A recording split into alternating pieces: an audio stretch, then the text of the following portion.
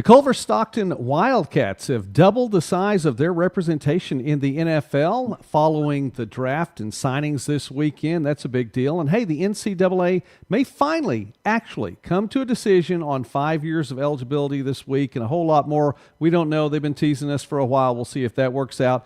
And did you know, as much as Doug was teasing me about the Seattle Seahawks about 3 or 4 months ago, you know what? He may actually be in the market for a Seattle jersey himself. We're going to talk about those things and a lot more tonight here on College Football This Week, and we sure are glad that you are with us tonight. Thanks for watching. We get a chance then to go ahead and invite in our guest on this Sunday night. It is Coach Mark Benavidez, who is the head football coach for the William Penn Statesmen. Coach, first, thanks for stopping by. It's a privilege to get to visit with you live and on a Sunday night tonight. Yeah, again, thanks for having me, Joey and Doug. Again, just appreciate all the coverage you guys have for small college football. Oh, thank you, sir. Listen, let's get right into William Penn. You guys made some noise, no doubt. 2025, I mean, that was just a great season all the way around, one of the best seasons in school history. 11-2, you wind up with that record, and I think that's the first thing. I just wanted to start there and get your take on this. 2025 as a whole, talk about that from your perspective and how things went down. Yeah, honestly, I haven't really thought about it in months. Been focused on 2026, but I mean, just you asking that question, the biggest thing was our players. From the moment I got here, inherited a program that hadn't had a whole lot of winning recently. 130 years of football and a ton of success, in the past, but not recently. And guys bought in from day one with what I had going on those first 2 years. Went 4-6 each season, had a number of close losses, had a number of true freshmen that were key contributors for us. And finally, year 3, those guys buying in, developing, getting bigger, faster, stronger, knowing the playbook like the back of their hand and going out there executing and having fun, and played some very tough competition. The Heart North is difficult. The Heart in general is very difficult. A number of teams obviously made the playoffs in our conference. And, we got those teams up north that, have had a lot of success. Obviously, they got to compete against every single year and try to beat. But again, just hats off to our players, our coaches, guys fighting through it, battling through it. At times, have some adversity. But I don't think this is really surprising in my eyes or in our team's eyes what we were able to accomplish. And we were still kind of far from where we wanted to be at times. But again, very, very proud what our guys were able to do, what they're able to accomplish. And now, I mean, alumni, they're extremely grateful for what we're able to accomplish, what we're able to do. And, we're having a golf tournament here in a couple months. And there's already been great outreach from guys just want to be involved in the program, want to help our guys out, want to help our guys get jobs or internships, want to help out with fundraising, which is huge for a program like our own. Yeah, success really does breed success. And when you're doing something that brings the alumni back, man, that's always a big deal. There's nothing like college athletics. And I think college football in specific that the alumni get to play such a big part, and they want to be a part of it when things are going well. Coach, we talked about this just briefly before we came online, and I know that you've been a friend of Midwest Sportsnet channel for a long, long time. I'm grateful to get to visit with you every time we get a chance to talk. Going from Avila then up to William Penn, and I remember at the time thinking, okay, William Penn, they just won. They absolutely won. You want to talk about one of those home run hires. There have been a few of those in the NAI in the last, 7, 8, 9, 10 years since I've been covering it. And that was one of those that I thought, man, there's no doubt. And when we visited after we did the preview last summer, 4-6, you mentioned it, 4-6, 4-6, and then this feels like it could and should be a breakout year. Was that your thought process in that? I know you talked about it a little bit, but I mean, you had the horses and it did finally come together. Yeah, no, 100%. I mean, I know even during the interview process, it wasn't, you wouldn't think it'd be easy leaving your alma mater to go to another school. And during the interview process, doing the research, seeing how many young, talented freshmen they had before I got here. And now a number of those guys are, we're seniors this past year and the development there and the younger guys underneath them and the recruiting we've established.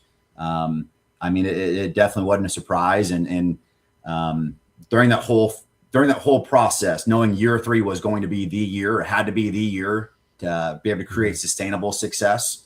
Again, it wasn't a big surprise by us by any means. And obviously every Saturday is going to be important. And, you're not just going to go out there and just win them. But it 100% was something that we were expecting to get accomplished. Coach, every year it seems like something. I mean, you even started when you were at Avila, staying on there. Who's that guy that's going to stick around the program and pour back into his alma mater that's there? At Avila? Yeah, no, where you're at now. Where I'm at? That's how you started. But who's that guy now that was the younger coach, Coach? Yeah. Sorry, Benavidez. Yeah. There you go. Crawfish gets me. Who's that guy that you've noticed that's sticking around the program and is going to pour back into some of his old teammates? Yeah, honestly, even from the first day I got here, there's already a number of guys that wanted to be involved, that wanted to do a similar route as to what I did. Like Nico Robinson, for an example. You know, he was a guy that didn't play for me whatsoever. My very first week here, he's reaching out to me about coaching, and he's getting into coaching. And then he's now a full-time coach for me, coaching receivers, even though he played offensive line. Logan Myers, another guy who I see being a lifer type guy, that was here as a player, graduated, and he just had his first year coaching with me. Howard Huerta, another guy that was an All-American safety here, and he's coaching, you know, and I kind of have to humble those guys to an extent because all they've experienced is winning as a coach. And it's like, hey, it's not this easy, you know, but those are guys that before even getting a paycheck, you know, they wanted to be involved. They wanted to help out. They wanted to get into coaching. They wanted to see this place get turned around and flipped around. And like I said, Nico Robinson, for an example, coach here those first couple of years went 4-6 and didn't bat an eye, 100% believed in what we had going on. Wants to see this place be successful. He's been here, I think, since 2017, you know, and he's seen a lot of ups and downs but no, there's 100%, there's those guys. But then even on top of that, there's a number of people having football for 130 years. There's a lot of guys that take a lot of pride in us being successful. You know, at homecoming, for an example, there's so many guys, Alex Crehan, Ben Sherman, that are involved in a football alumni association, Bruce Poland, somebody who was drafted by the Raiders, you know, years ago that I had a meeting with a week ago regarding our golf tournament and fundraising. I mean, there's a number of guys. Like, here's a picture from our 1904 team behind me. You know, a number of guys that want to be involved, that want to help out, that want to see us be successful, that want to see us go beat the team up north, that want to go see us, you know, take that next step compared to just what we did last year. What's the one thing that to people that are outside the football building, you know, that all they see are the games on Saturdays? What is it that makes William Penn special and what you guys have going on? It's honestly the people, you know, the relationships here. Everybody's bought in.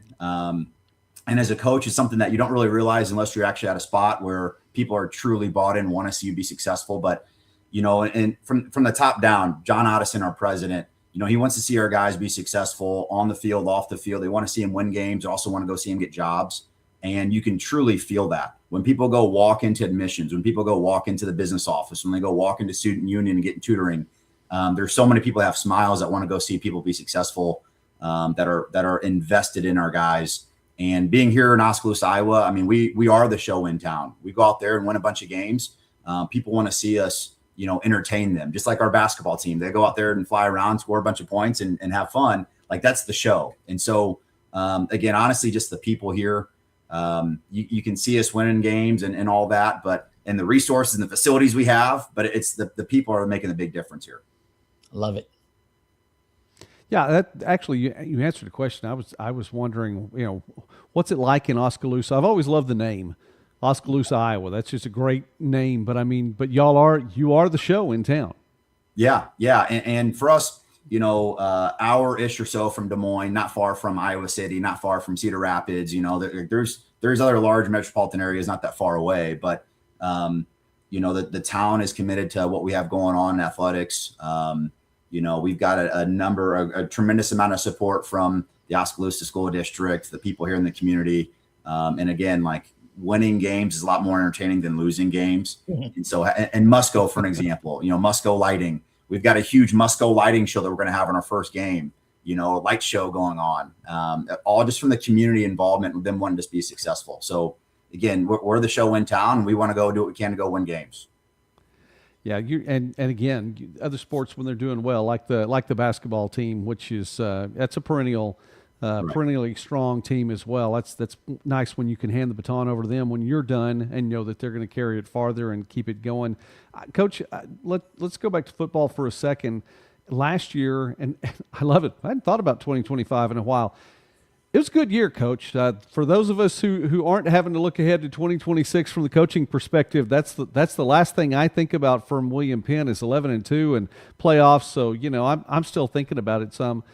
Nearly 40 points a game, and you gave up 21.5 points a game. But Destin Loring, talk about him for a moment. He's expended his eligibility, right? Correct. Okay, Yes. I listen until, and we're still talking eligibility, and I know we're going to talk about it again later on tonight. But I just have to ask these things to make sure. But what a great career he had, and I mean to finish it off. And I'm going to read these numbers to make sure that I get it right. Right at 150 rushing yards a game. He carried the ball, had 100+ yards in 10 of the 13 games in which you all played. 30 rushing touchdowns, a couple of receiving touchdowns as well. Did not lose a fumble. So, you've got that going on too. Talk about his play and what that meant as a part of the greater number there. And you guys were just putting up points left and right. No, absolutely. As a coach, we've got in our program have a saying here: players win games, coaches lose games. And so we want to do what we can. Don't overthink it. Get that from an offensive standpoint. Get the ball in our best players' hands. Feed the studs. I'm going to be an idiot if I'm not giving him the football. And no, like I said earlier, like that's a true definition of a guy that bought into what we had going on when I first got here. His freshman year, I don't know exactly what his stats look like. Maybe a couple 200 yards or something, maybe on the entire season as a true freshman. And then it's predominantly a starter, splits a lot of times next couple of years. And last year just dominates. I don't remember exactly what all the stats were. I think over 6 yards a carry or something too. And you mentioned a lot of those games. A lot of his bigger games were in the playoffs or against big opponents, and he's a guy that just, again, completely bought in what we had going on, worked his butt off in the weight room, got bigger, faster, stronger, understood the playbook like the back of his hand, didn't turn the ball over, and for us, we just had our guys execute. And fortunately, they were also good football players and could do more than just execute at times. And but no, arguably the best season in best individual season in our school's history. Scoring 30 touchdowns is not easy to do. And I know also he'll be the first one to say too, like that offensive line we had, those guys were doing their job. Our entire offense, we had weapons. And as a coach, that's a lot of production we've got to replace. But at the same time, very fortunate we've got a lot of very young, talented guys on our squad right now too. Coach, one thing that I'll ask you too, you go from your 2 seasons sub 500, and you've got to tell the guys, look, don't read the newspapers, don't read social media. You're not that team. You can't be mired in that. And you turn around and go 11-2 this season. How do you motivate them and say, look, that was last year as well. This team is 0-0, and you can't read as good you are, or you can't read as bad you are. You've got to come out and just prove yourself. How do you keep that momentum going? Well, I think all of us need to be humbled at times, and I'd like to think that I'm a pretty good motivator, and I can get that to an extent. Last year was last year. Like I said, I haven't really thought about it in months, honestly. Right. Last season, that's for us in the press, and right, and for us, I'm still like we had a spring game yesterday, and I'm still talking to those guys yesterday. Hey, we got 123 days. We got to go play Graceland. We're hosting Graceland here at the crib. 7:00 at night. They're going to be a significantly better football team. We got lucky that we beat them how we did last year, and yada, yada, yada, all these things. And at the end of the day, we didn't accomplish all the goals we wanted to accomplish last season. Right. We didn't. 2023 was 23, 24 was 24, 25 was 25. Right now, we're on this year. We got the biggest game of the season here in 123 days. We've got to make sure that we're ready and prepared for that. And then we're going to have some big games after that. And so for us, it's really one game at a time, one season at a time, obviously. And with our upcoming games we've got, honestly, the next one's the main one we're focused on right now. And that's the main one we want to communicate with our players to focus on. Yeah, a true week 0 game. And, I mean, you guys are opening the season. You guys are literally opening the season because it doesn't play any earlier than that Thursday night on the 27th. So that one should be a lot of fun. And we actually had Coach Stayback on the program a couple of weeks ago too, so I know he's getting ready for that as well. That one should be a lot of fun, and if it didn't already have eyeballs on it because it is that Thursday night that early, to get to see one. I would think that matchup should draw eyeballs anyway, because wow, that, I mean, you want to talk about an early season game that could determine a lot. That one's a big one. No, 100%. And I think typically we'll play those Heart North teams later in the season, but with us adding Mount Mercy, there's unique scheduling conflicts to where I think we're the only true Heart North versus Heart North matchup that early in the season where, like I said, that's extremely important. Graceland, they had not talking about other programs, but they had a lot of injuries, a lot of things that went down last season where, they were as hot as anybody at one point. And I know they're going to be prepared. They're going to be ready come week 0 to come here and battle it out. And so that should be a huge game. It's one where us being on a Thursday, hopefully does get our programs a little bit more attention. Forgive my ignorance, Coach, but I haven't seen which division is Mount Mercy going to be in? They're the Heart North. North, okay. So Yeah. so you'll get to see them regularly as it goes. Well, that should be interesting and nice to see. You're part of the biggest conference actually now football wise in the country with 15 teams in that. I know that next season the Frontier will have 15 with Bismarck State coming in, and then who knows what happens after that. We've talked a number of times here on this show. Doug and I have about 96 teams in the NAI playing football in 2026. But tell us again about that Heart, not just the North, because you have the two-time national champion coming out of the Heart North. You guys with a playoff appearance, and of course we just mentioned Graceland, Peru State, quality program there. I'm not going to have you talk about other teams. I'll say they were a few turnovers away from having a much better record. I think that was the one thing that got them all along. But I mean, even divisional crossover play. I mean, Mid-American Nazarene, Baker, Benedictine. You see those names come up on your schedule, and it's never an easy weekend, is it? No, absolutely not. November of 2024, we had a team meeting, right after our season had ended. We had just gone 4-6 and just going over our schedule for our 2025 schedule with our guys. And, looking at what our schedule looked like and how it was kind of drawn out, had William Woods week 1, which again, they're a new program. They're getting better every week, let alone better every season, and then having Central Methodist after that. And then 2 of those teams you'd mentioned, Baker and Mid-America, those were kind of the keys to the season. If we're going to be as successful as we wanted to be, we knew we had to go win those battles. Baker went out there at 11 a.m. kickoff and Des Loring had, a phenomenal game. Offensively, we took it to him early on. Defense shut him out early on and set the tone, and they battled back and ended up winning that game. Then had a huge game at Mid-America where, it was the first time we had been 4-0 and who knows how long. And, beaten back-to-back ranked teams. That was one of my favorite memories as a coach, just the end of that game, winning that game, a huge crowd, and I think that really set the tone both those teams. And like you mentioned, that Heart South, there are a number of playoff potential teams. Benedictine, which we're going to face next year, week 3, or our third game of the season. Our Heart North, like you mentioned, Peru State, we hadn't beat them since last year. I mean, last year was the first time we'd beat them in multiple years, and Graceland, again, same thing. I hadn't beat them as a head coach here until last year. And knowing those teams, they're a couple turnovers away from being here or there, having a better record. And like I said, I got to humble myself. Next year, it's a whole nother year. We haven't done anything yet. We've got to go show up and go out there and execute and perform and battle against those guys. It's tough. Doug, anything else? Coach, We have Coach I'm going to tonight? hit on that spring practice and that spring game because you said you just had it too. What is your takeaway out of that spring practice that you said, you know what? I didn't see this coming, but this surprised me. Yeah. So, looking at our roster right now, I've got the mindset that going into next year, we're going to rely heavily on our defense. Okay. We've got fortunately almost the entire defense coming back from a year ago. We only had a couple seniors, and we've got a lot of offensive production that we've got to replace. And I would say one of the biggest things that was eye-opening, but not necessarily a surprise, was our offensive skill is probably the best offensive skill I've ever had in my entire career. Off of a team that put up the kind of production you had a year ago. Yeah. Wow. I mean, this spring, we've got a bunch of young guys that didn't play as much because of some of those seniors.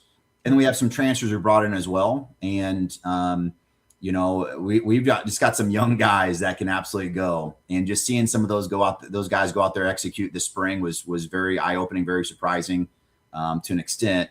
But no, that was the greatest thing myself as a coach. Having our spring game yesterday, we had some young receivers that could just absolutely fly and went out there and made some plays. To me also as a coach, one of the better things, our defense, they're going against our offense, which we do a bunch of different formations, motions, and shifts. They've got to see a lot. They got to prepare a lot. So that helps them in the long run. At the same time, our offensive skill, we're going against an all-American corner. We're going against very talented all-conference linebackers and defensive backs, where it's just going to help the entire team improve and get better by going against that tough competition. Awesome. Best skill set he's ever had coming off of a team that put up those kind of points. I love it. Yeah. Again, we got some guys that absolutely fly. But with all that being said, you win games in the trenches. So yes, the sir. skill, it only goes so far. Your offensive line and defensive line, they've got to take care of business. And hopefully we've got the guys to go do that still. Great. All right, Coach. Before we let you go, I do want to mention the opening to your season, but we have a very good community here. Love the chat. Love our community here. Good to see a couple more folks. Charles, thanks for coming in tonight. Now, Charles, we've got folks with connections to Graceland and connections to Grandview as well. And I like this one from Tool Envy. So I know you probably have to look across the stadium and see the visitors bleachers every now and again. You're not probably up there in them that often, but at least you get recognition for that. And Tool Envy also saying, hey, listen, you guys played a tough game against Grandview last year, and knowing that is, again, two-time national champion. So when you invite people into Oskaloosa, apparently they enjoy the visit as well. Yeah, but I mean that game, I would say very frustrating. I'd say anything that could have gone wrong went wrong, and on our end, it definitely did not perform as good as we should have. And hats off to them, obviously two-time national champs, a phenomenal football team. But that game in general, we're extremely fortunate for our game day operations, what they do in game days, helping out the entire experience for all fans. And by no means am I really looking at the visitor bleachers, what they've got going on over there, but just the overall game day experience is top notch at the NAI level, what we have going on here. Our admin administrators, what they do, having food trucks at our venue, having a good locker room set up. We've gone to games in the past where there's no showers for visitors. There's no opposing visiting stands at all, or just a little tiny bleacher, and again, we're extremely fortunate to have what we've got going on here in Oskaloosa. Absolutely. All right, Coach, then let me mention this really quickly then. 3 of the first home games, they're going to be right there in Oskaloosa. You get that Thursday night game against Graceland, all eyes in the country, NAI football, and actually more. I think anyone who loves college football should be paying attention to that game as well. That Thursday night, then September 5th, week 1, hosting Missouri Valley. Week 2 on the road at Benedictine, your third game of the season, as you mentioned, and that one's going to present its own challenges. And then a little bit more crossover. Week 3, you're back at home though, Missouri Baptist. Missouri Baptist under new leadership there as well. So you'll have to look and you get to write a new book there. Let me ask you this. I think we've talked about the opening to the season, but when you see other programs that you're familiar with because they're in conference, whether it be within division or crossover play, and hey, listen, we have to write a new book on this team this year. How big a deal is that, and is it something that takes place over the course of the entire summer, or do you just set aside 2 or 3 days and say, all right, today we're looking at Missouri Baptist, what do we think we're going to need to put down? Yeah, it is a big deal, but it is at the same time. I mean, every single week you've got to treat it like it's a whole nother game. It's a whole nother opponent from the previous year that you had played them, regardless of that same coaches or not. And, what we'll do from a game planning standpoint, those first couple of games, we'll typically, do some game planning throughout the summer. But also what we do, like from an offensive perspective, what we do is going to be relying on who the heck we got, So what I'm doing from a game plan standpoint might change. But at the end of the day, again, every opponent, you've got to treat it like it's a whole another season, whole another week, every single week. We can try to get ahead, but there's only so much of that stuff that you can do. By the time we do go play Missouri Baptist with their new coaching, we'll have a good idea already of what they've got going on. But even talking about our first opponent, Graceland, what we played them last year, like that's a whole nother team. And so there might be some tidbits and some things that we can kind of take from the previous year's film, but it's going to be hard to truly rely on what we saw on film last year. A whole nother opponent. We had crazy weather conditions when we played them last year. I hope that's not going to be the case this year. But again, the next opponent's the biggest game of the season. We got to do whatever we can. Just take it week by week, chop some wood and get after it. All right. Doug, any final words? Just one last thing, Coach, since you've been on, and this is completely away from the X's and O and gameplay and all of that, has there been something that's really stuck out to you since you've been on there that's a tradition of William Penn, since you've been on campus, says, you know what, I had no idea about this, but this is pretty cool? I wouldn't necessarily say something I wasn't totally aware of, but from a traditional standpoint, guys here, the school itself, they want to go see our football program go be successful. Again, a tremendous amount of history, a number of guys that have made it to the NFL, and a tremendous amount of pride that's here. And so at the end of the day, I just want to embrace that, keep winning games. Hopefully, after all of our home games, we end up ringing a victory bell after we win. I just want to keep doing that, hopefully 6 times next year. Was that picture on the wall before you? Did you put that on there to make sure the history stays at the front? I put that on there a couple months ago. I love it. Yeah. That is absolutely cool. I love the tradition. That's one of the things about college football that makes it what it is the tradition, the pageantry, all of this that goes into it. And Coach Mark Benavidez, by the way, I didn't mention this. I'll mention this in closing, give you those flowers that you deserve. 58-26 in 8 years as a head coach. That's a very impressive record, Coach, and just shout out to you and to what you do in your program. And, man, we really appreciate you taking some time with us live on a Sunday night. Success to you all this season, and we obviously will follow the Statesman, but we appreciate what you do, Coach. Thanks a whole lot, sir. Absolutely. Again, it all comes down to the players. Got a bunch of assistant coaches working their butts off. But again, appreciate all the work you guys do, the coverage you guys have here for small college football, and you guys have a good one. Thank you, sir. See you when it comes time for the preview video. All righty. All right. Sounds good. We'll let Coach Benavidez go then. Wow, Doug, another great coach, and all the wisdom. Sure enjoy listening to that and appreciate what he brings to the table. Look, and the tradition of it blows me away. That they've been for 100+ years doing this. I just think it's great, and that's the story that doesn't get told, Joey. Is that deep history of these places way back before you and I were ever around. It's been going on a while. Now, one thing I didn't ask, because I knew you knew this already, and you've got it on one of your many monitors or in your brain. Where are they at on the 31st of October? Are they potential? Oh man, you know what? I would like to know that, Doug. But I purposely didn't ask because I thought you had that. Well, I would know it if their schedule had been put out. So right. I would go back. Well, yeah, I'll bring him back on here really quickly. That's one of those things too that sometimes you get those from one year to the next. Every 2 years it's kind of similar and you can flip it. But what he said was right. I mean they've had to make some adjustments because Mount Mercy is coming in, so the whole schedule is a little bit different. Oh, we know somebody who knows. We know somebody who knows. All right, how about that? Grandview, just down the road in Des Moines. That might have just got moved up to the top of the list, brother. That Phil Envy, what time is that game? Do you know that, or is that TBA? Man, I would imagine if it's October, Doug, I'm going to guess 1 or 2 o'clock. I'm guessing afternoon. I don't know. Big game like that? Put it under the lights. That could be prime time, man. Look, that would be right. That's not a terrible one to think about. No, it's absolutely not. I did. Doug, I did. Okay, I did think about it earlier today, but then I remembered their schedule's not out yet.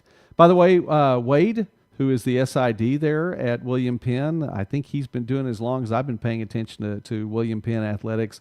He does a fantastic job. So shout out to him. So there's no disparagement on Wade just because the schedule's not posted yet. Correct. So, now if that's the case in the middle of August, then we may talk a little bit. But Look, no, I get it. Here's what I hated when we were talking to him, and it's hard to find. And this is not anything that Coach Benavidez said, other than what it was that Coach Benavidez said, talking about the schools that they've went to that didn't have a visiting sideline or didn't have bathrooms to get or anywhere to get dressed. I'm like, that's singing our song. Are you familiar? Are you familiar with that scenario? Oh my goodness. There's no visitors sideline. I mean, there's no visit. Matter of fact, it drops off a hill on the visitor side down to the tennis courts. And there's the bathrooms down the hill at the softball field. And so it's an intimate little campus that needs some work. All right. Here's Tool Envy's take on this. They should do that one at night. That one actually is, I agree with this. All right, Robert, we're going to post this. And let me make sure I can read this here. When do they usually release the schedules? I'm waiting on the Concordia schedule to be released. By the way, in case you're ever wondering about that, CUNE, that is Concordia University in Nebraska. So that's the CUNE there. Doug, given the acronym, and I that's what I'll usually post when I'm talking about Concordia there. It's a good question. And by the way, I think I mentioned too how high I think of the Concordia SID. Jacob Nabel posted a picture. I got a picture with him, Doug, when we were up in Topeka. Nice. And I've been working with him for so many years now, and it's nice to see that. It's a good question, Robert. I would think that by April, most of them are going to be out. I saw a lot being posted on Discord. Corey over at NAIF Ball on his Discord, somebody was posting a lot of them, but they're just not all there. And I know some adjustments have to be made. I would imagine most of the GPAC stuff is pretty much set. I would think that would be the case there. So I would think, yeah. I don't know. All right, let's talk about a couple of things, Doug, really quickly, as I do some housekeeping here and make sure that everything is going properly with StreamYard. Shout out to everyone for watching tonight. Oh, I know what I was going to ask. Charles and Dave, if you're both still there and you're both still watching, a lot of the folks in the community last week told us their birth year. And you two were people I was thinking of, so I'll put that out there. And hey, Justin, since you've been a regular part of the community as well, just want to ask because we were talking about some Gen X stuff, and I'm a 71 model, and Doug is a 70 model, so and it varies from Leo being the elder statesman of all of us. I haven't seen him tonight, and Robert, the youngest of the ones that are regular there. So we'll put that on there. Charles, That's how it all the started. Original 6'7". So you're the OG. That's right. You are the OG of the 6'7". So that's there. All right, Justin, 84, feel like a 74. Well, you know what? I can't officially welcome you into Gen X, but that's all right, Justin. That makes you a year younger than Robert there. So we'll find out if Dave's watching. Dave, you got to let us know, man. You have to let us know. But I felt really good about that. I was telling Mrs. Midwest Sportsnet about that and the numbers, and she said, you ought to feel right at home. I said, I already do feel right at home with these guys. But, yes, it did. It definitely was something I was pleased with. All right, let's talk a couple more things football-wise, and we're even going to hear a little bit about how Doug is going to get a Seahawks jersey. But before that, how about the NAIA into the NFL? Kyle Dixon from Culver Stockton signed to be a part of the New England Patriots. Now, this is a free agent signing, so, got to go through camp. You got to go through all these other things.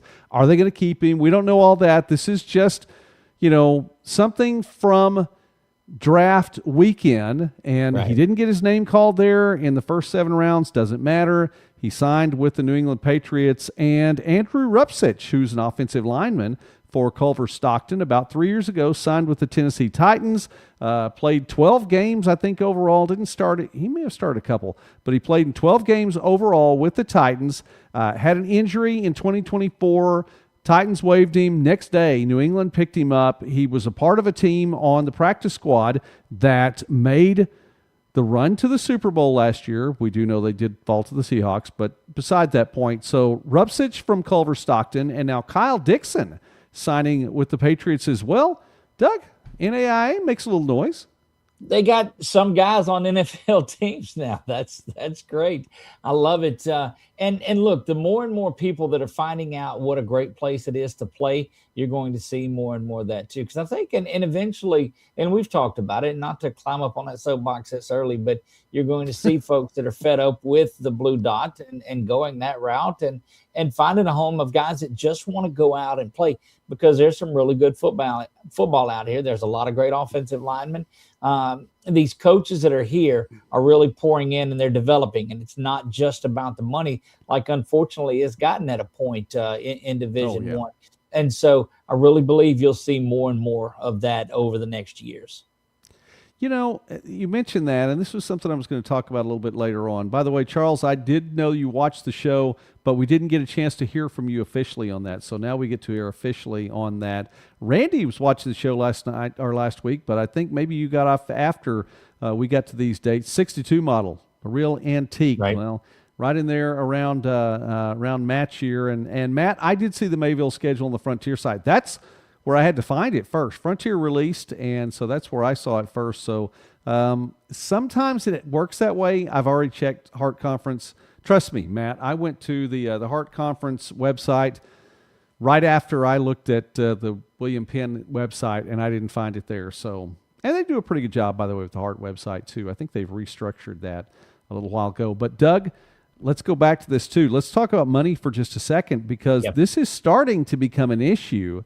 And I know we're gonna talk about, you know, eligibility, but let's pause for a moment because we talked about the enrollment cliff last week.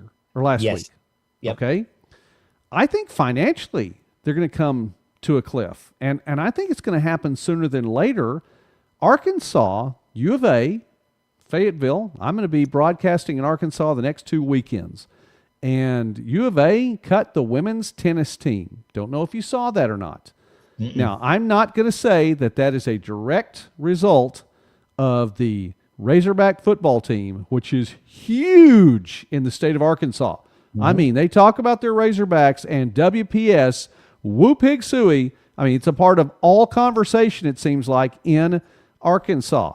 I'm not going to say that the football team killed women's tennis, but I'm going to say that there's evidence that would say that might have had something to do with it. And that's a direct, I guess, it correlate or a counterpoint to football's supposed to be what's saving a lot of these sports too. Back in the Title IX, that it's supposed to be divvying that up. But if so much is getting paid out to these sports that they direct it to, you are going to see some cuts. Yeah, it absolutely is the case. Let's see, Doug got a little bit of LCU there in the chat as well.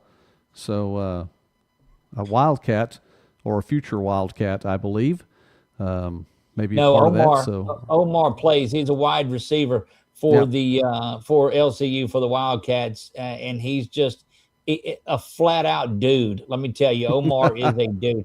He came over from Florida.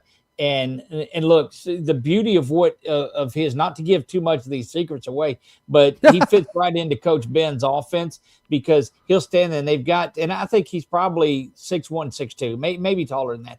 But we've got a couple of receivers that are 5'8", 5'9", and he'll line up in front and they kind of hide behind him and split out and go. Omar's a dude. You throw it up and he's got it. He's got it. All right. Well, we've talked about a few things tonight. I don't know exactly which thing that he shared, but we're glad you're watching tonight. Appreciate that. And by the way, Omar's dad has been on more than once, so I appreciate you stopping by. Yeah, GPAC's still showing the 25-26 schedule, and it happens. I mean, we're far enough along. I think really, okay, this is where I would say conference-wise, everything shifts July 1st. That is the academic year, but it's the athletic year. So the athletic year really goes July 1 through June 30. So that's when, if you're making conference realignment, that's when that switches. The national affiliations, the 4 new teams that are going to be NAI teams in 2026, that starts as of July 1. Actually, I think there'll be more than 4. 6 now, yeah, because there were the other ones, and they both have football teams too. Well, no, Andrew has a football team. Anyway, there's 6. That all starts on July 1. So, and that's all the way across the board, not just the NAI, but NCAA as well. July 1 to June 30th. So I think probably by then, you would think some of these schedules might be posted on there as well. So, all right, let's look at this one from Charles as we're talking about the money.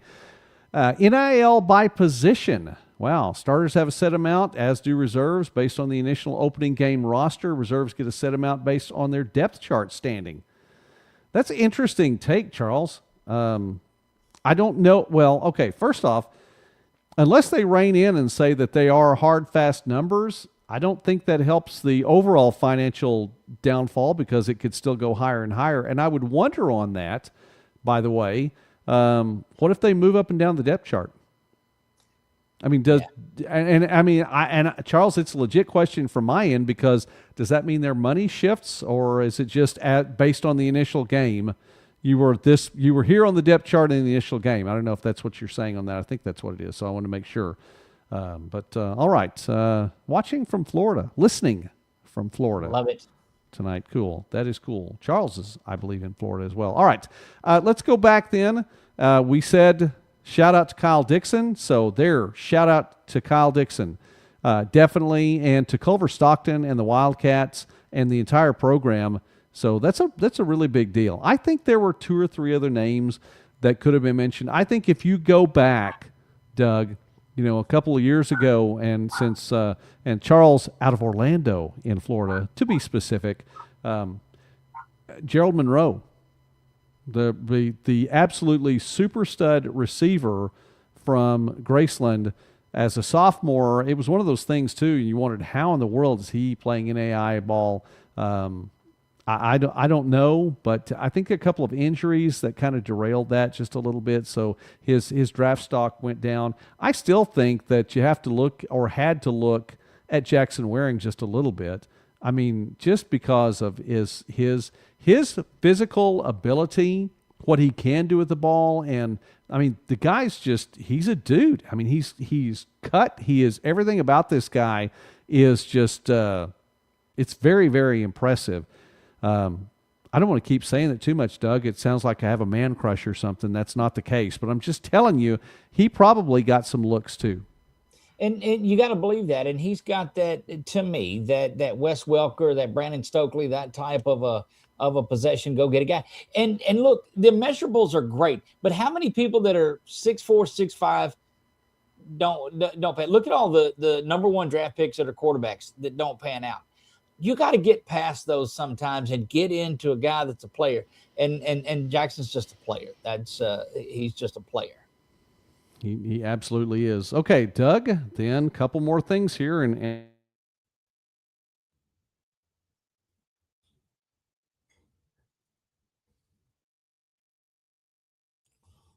times.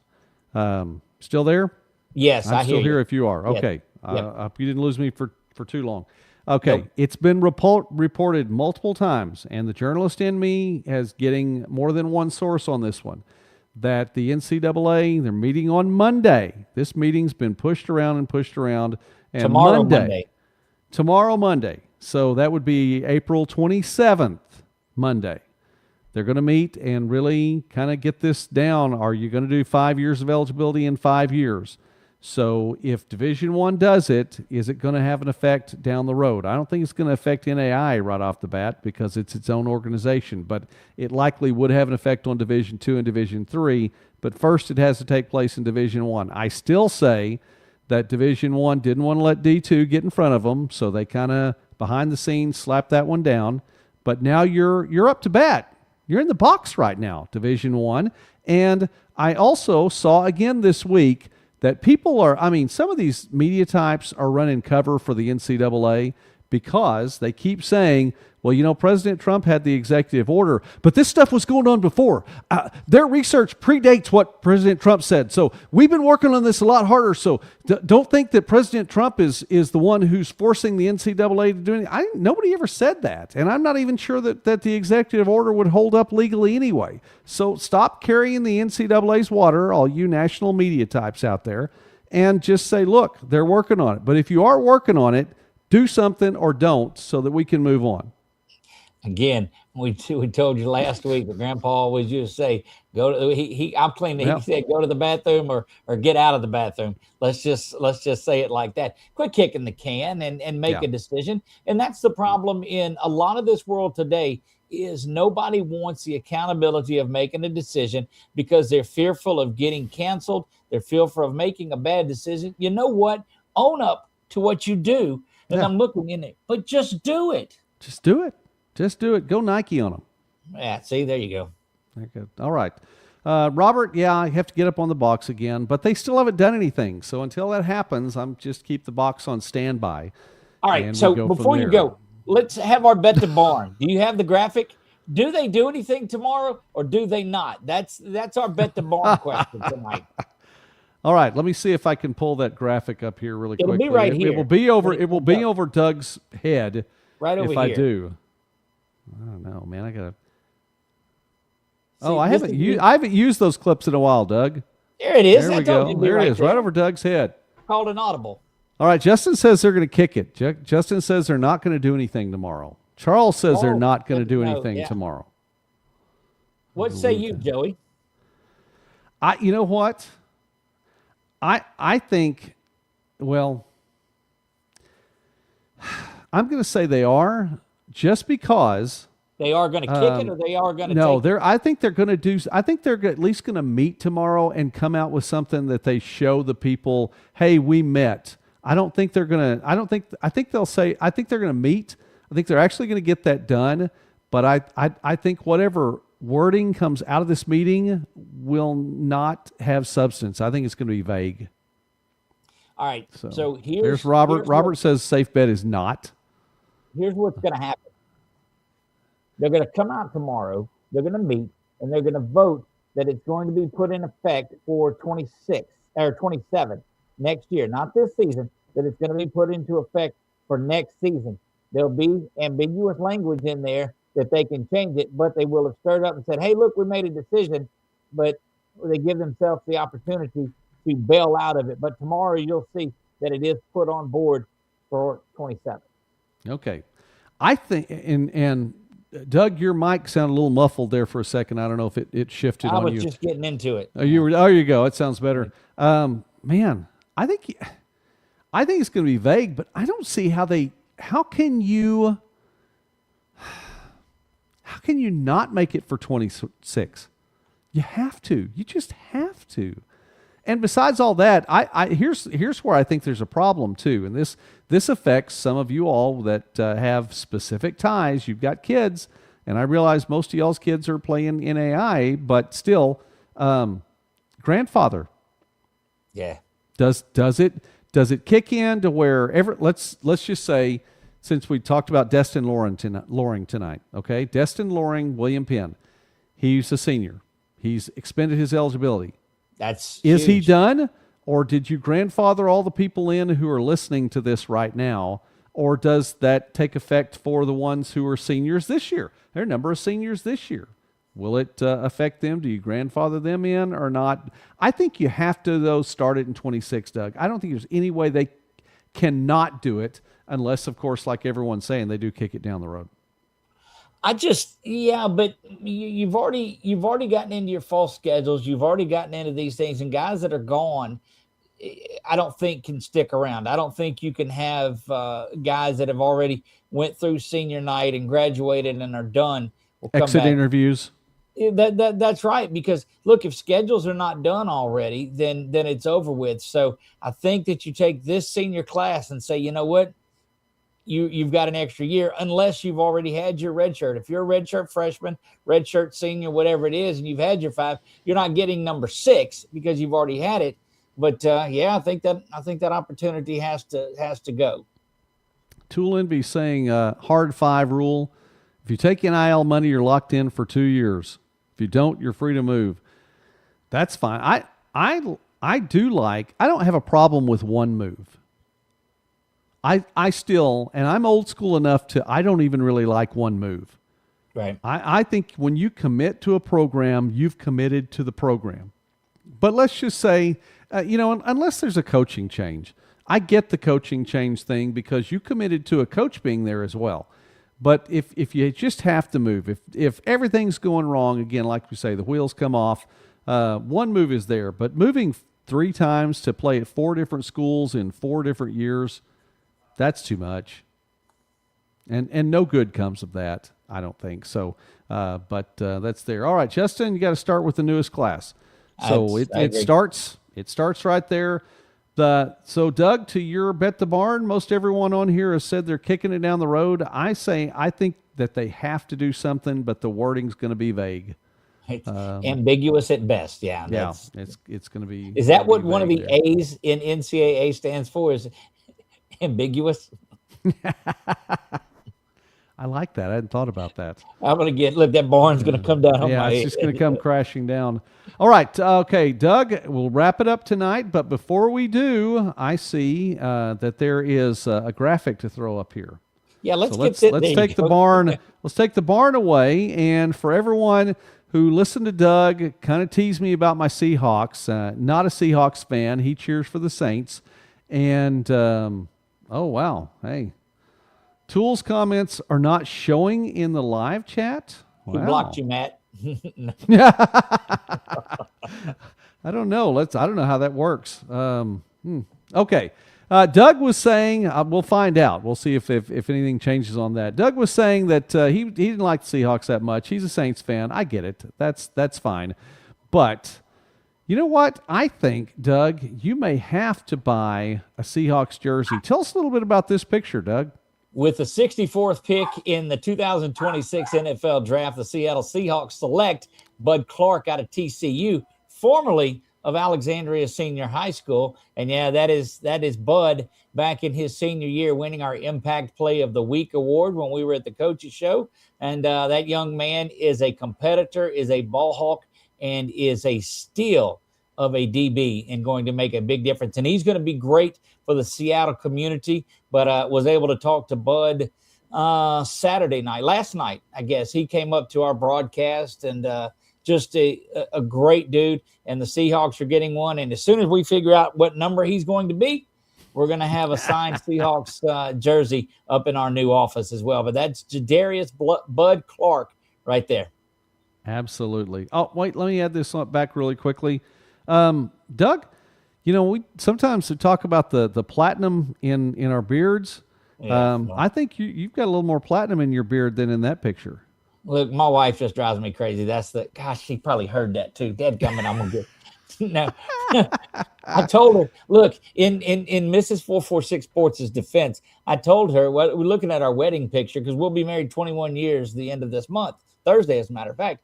And I said, I didn't have near this much gray in there when we got married. She said, well, you were 35. I was like, good point. There you go. There you go. I had to tease a little bit. That's fine. Right. I've got my college kids were almost down to finals, and they were saying something the other day about whatever, blah, blah, blah, and the beard and all this. And then they asked about something else. I said, look, I promise at one point in time I actually did have hair.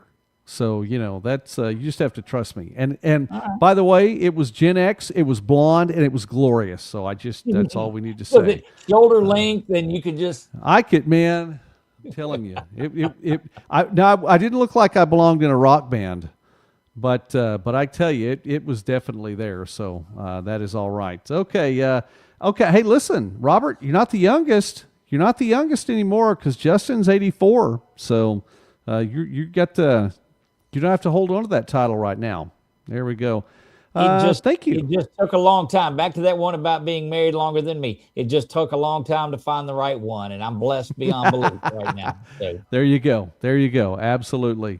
May you both continue to prosper. I like that and do great things. Thank you. Appreciate that. Yeah, those folks are great, and look forward to seeing them again in August when LCU football rolls around. So a big claws up out there to Florida. Yeah, and they should be a bet. Look, Should be let a me bet tell on the you, barn on when Doug. we will do the head, but nobody wants this to go because you talk about no, nobody wants that at all. It covers a lot. It does. Mrs. Midwest Sportsnet has laid down the law on facial hair. There's nothing Yeah, else look, up here. There has to be facial hair, so Look, that Joey, is fine. and I don't know if I ever shared this story with the community or not, but it was one of those days years back. I spent the bulk of my career in the car business, and so we worked a lot. I was 6 days a week. We were there. One Saturday, I was home, and I've always had my hair short like this, and so she was going shopping, whatever she's doing, and I shaved it all off. I was laying down on the couch, and she walks in, and just matter of factly, she's like, "We're not doing that again, are we?" Like, nope, you're not. It's Nope. there. Nope, absolutely not. You're not. All right, let's run through these really quickly. We're heading for the 1 hour mark tonight. And you know what, Doug? A lot's going to happen once we get schedules out. We'll be able to bring up a few more things, and we know a little bit more about these rosters, too. So it's fun to talk to the coaches and hear, again, what Coach Benavidez says, the offensive firepower that he looks to have this year. That should be a big deal. All right. Okay, here's the deal. We didn't call them mullets back then. Right. I mean, it was because my basketball coach said, I don't care how long it is in the back. He actually told us, well, I'm not going to say what he told us. Let's just leave it with that. What he said was pretty close to an FCC violation, and I try not to do that even though there's no FCC rules on the internet. But Nope. he said it had to be short in the front. So that's how we did it. But I will tell you, it was long, it was blonde, and it was glorious. Okay, many years of marriage there, Doug. So props Thank you to that. very much. Thank Very you. good. 23 years this year. Very good, Robert. That's really pretty cool. I'm at 32, so that's really pretty cool. Let's who else we have here? Something in Proverbs about gray hair being honored. That's exactly Yes, sir. right, Matt. Yes, Let me there tell you is. something. You are exactly right. Oh, by the way, and Elisha called out bears that I think killed like 29 kids that were making fun of him being bald. We'll have to look up that story another time. That's actually in the Bible too. Like that, Charles. Could be a segment in the future. Bet the barn on shave or keep the beard. Y'all are getting way too comfortable with me. I can promise you Yeah, that. do it for the content. Do it for the content, Doug. Every look, I'm all in. Yeah, I'm all in. Yeah, I get to pick the bet the barn segment though for it. Yeah. It was a good Hulk Hogan look way back in the day. Hulk Hogan had it was longer. It wasn't as long as Hulk Hogan's. I can tell you that right now. Robert, here we go. Let's football here really quickly. Thank Got goodness. to watch the spring. I know. Got to watch the spring game up in Seward. I know. And Friday night in Seward. It says that. And the Bulldogs look pretty good. Offense looks like it's going to be firing on all cylinders. Well, Robert, when it comes time to talk about that defense too, let us know so we can promote and talk about the defense here. So let us know we can talk about that. But the offense, and you know what? I think there's a little bit of turnover there too. So there's been some turnover on that offense in recent years. They had a couple of receivers that seemed like they were there for 5 years. And then last year was a new look, and I know it'll probably be a little bit of a new look again this year. So that one should be fun. But let us know we can talk about that. There we go. Nice. Just wanted to say. And he went up there as a receiver, so he's on the defensive side of the ball now. So props Love to it. him. Props to Trey. He got the start at corner, so we'll see how that plays out. And I know he's been in the weight room a lot, so looking forward to seeing how he plays. That would be cool. Did see a little bit of video, and my goodness, he was a rocket, Doug. He was absolutely, a bead on the ball. Yep. Justin, 23 years of marriage there. Props to you. So very good. And this is, okay, Mrs. Midwest Sportsnet did not threaten divorce if I shaved it. Let me tell you where she told me that she would help me if I ever chose to run for office. That's where she told me very politely that she would help me find a nice new trophy wife if I chose to run for office, and that was not something I was going to be doing. I've thought about it. Today's not that day. All right, so we're looking to know a little bit more about schedules. Doug, it's that time of the show when your friends come and they get to be part of the broadcast too. They're like, Dad, it's been an hour. I was like, I know, baby. I am. Absolutely. Okay, I don't know if Dave's still here, but Dave, I never did see. Dave, did Dave post where he is? I thought so. Did he? Okay. I'm looking back through here. I didn't see it. So Dave, you got to get in on this. You got to let us know. He Are you just said Gen hi X? early on. Are you Gen X? Are you Boomer? Are you Elder Millennial like Justin and Robert are? I'm giving you guys the Elder Millennial title there. I don't know if that's a field promotion or not, Doug. It may work. Okay, we're at the 1 hour mark, so let me give a shout out again to Coach Benavidez. Hey, seriously, Doug, 58-26 in 8 years, and that includes back-to-back years of 4 and 6. Yeah. That's pretty impressive. Here's one of the questions that, Joey, I'll ask you, and I'll throw it out there to the community as well. I don't think it was one that I needed in our first meeting to ask him about. But when you see success like that, the phone's going to ring. Yeah. What do you do when that phone starts ringing? Because there's going to be a blue dot that starts calling. Yeah. You know, it's interesting you say that, Doug, because I'm not even kidding. I had that thought again this week when I was That's great, Charles. when I was 58-26. You're not giving him 3 losses all at once. That's tough.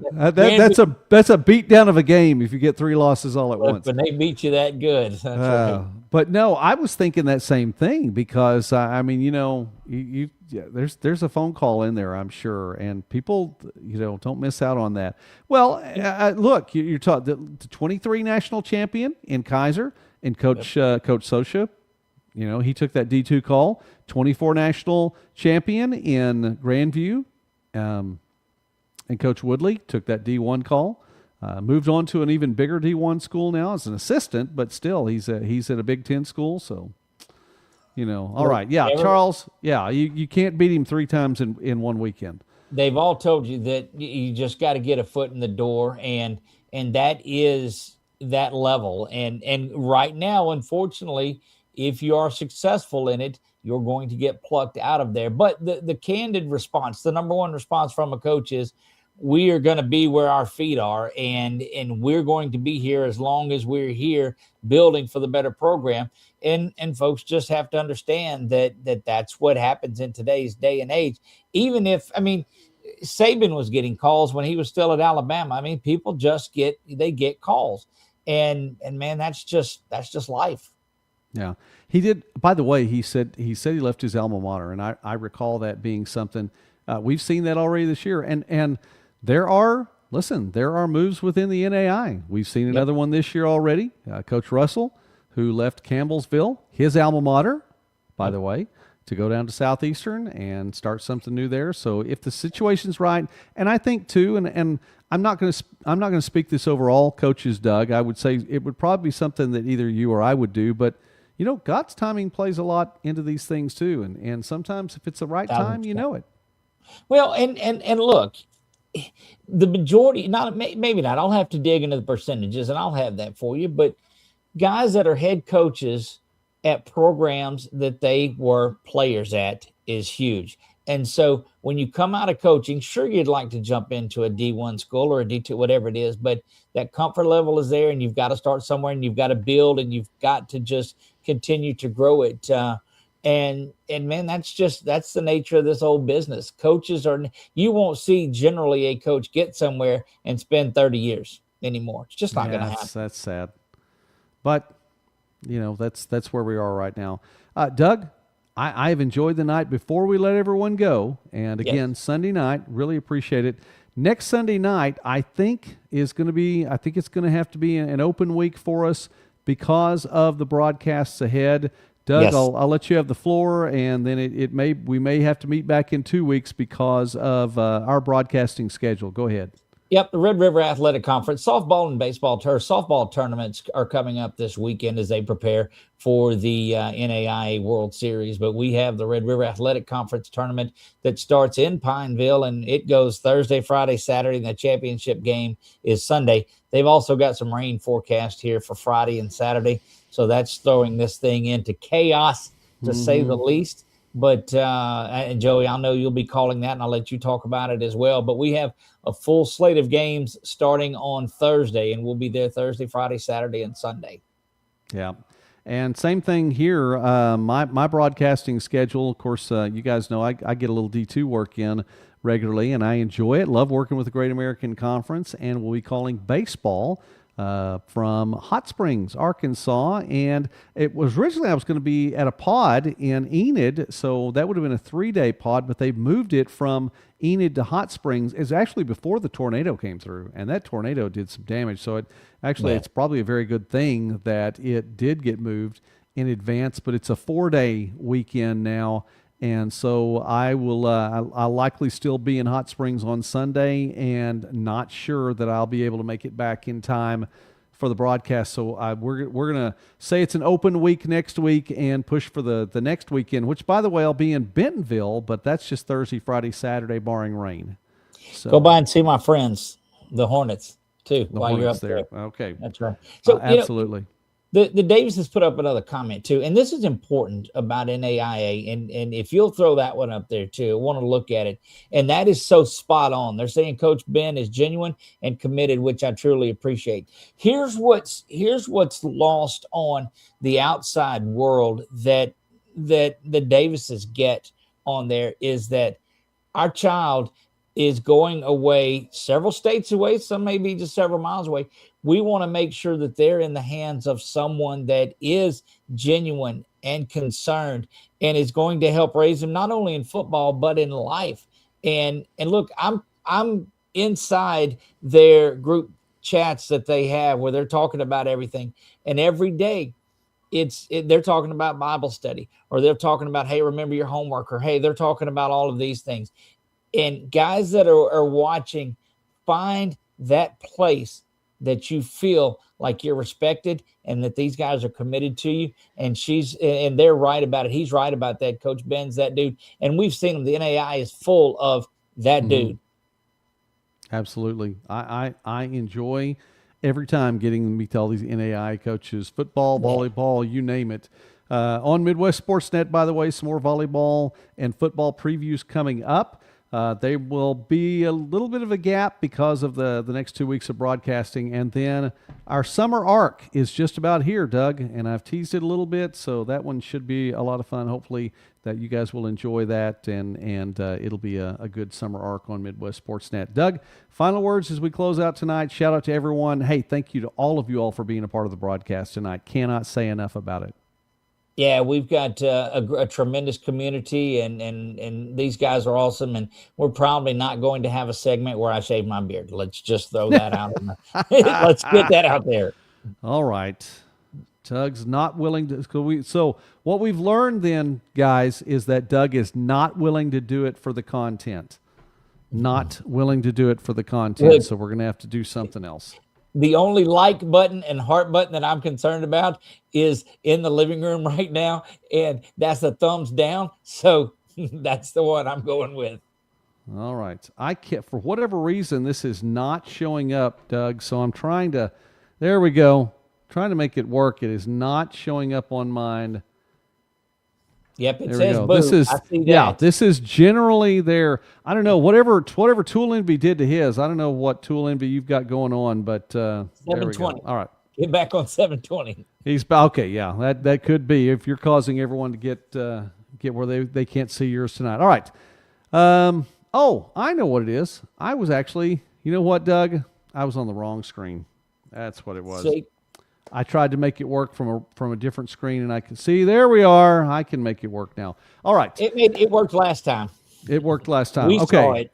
For Doug and me, no broadcast next Sunday night. We will be back in theory the Sunday night following that. I believe everything's going to be fine. If I'm not in Bentonville, and if I'm in Bentonville or I have to pull over on the side of the road, we may just go that route because we don't want to go without seeing you guys for more than 2 weeks. It is an absolute privilege to get to visit with Doug and all the coaches and all of you each and every week. So I'm very thankful. One more shout out, by the way, to Coach Mark Benavidez. Success to the Statesman this year, and I know at least as far as Charles is concerned, beyond week 0, excuse me, and as far as Tula NB is concerned, beyond October 31st. But for the rest of the season and for all the rest of us, we look forward to seeing the Statesman do well this year, and shout out to Mark Benavidez for that. So, guys, thank you very much for being on the show and being a part of it tonight, and in all of those things Charles says in most games. So that's the way it is.